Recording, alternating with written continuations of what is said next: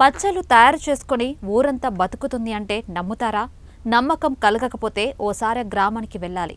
దశాబ్దాల కాలంగా పచ్చళ్ళ తయారీలో డాక్టర్ బిఆర్ అంబేద్కర్ కోనసీమ జిల్లా ఆత్రేయపురం మండలం నార్కెట్పల్లి, అంకంపాలెం, ఆత్రేయపురం, ఉచ్చలి గ్రామాలు ప్రసిద్ధి. గ్రామాల్లో ప్రతి ఇంటా పచ్చళ్ళ తయారీ కుటీరీ పరిశ్రమగా దశాబ్దాల కాలంగా నడుస్తుంది. వేసవి సీజన్ వచ్చిందంటే ప్రతి ఇంటా పచ్చళ్ళు తయారు చేసే సందడి ఈ గ్రామాల్లో కనిపిస్తుంది.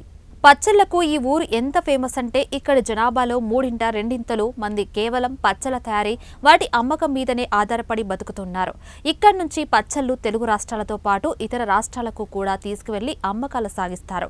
ఆడవాళ్లు పచ్చళ్ళ తయారీలో ఉంటే మగవారు ఆ పచ్చళ్లను ఇతర ప్రాంతాలకు తీసుకువెళ్లి అమ్మకాలు చేపడతారు.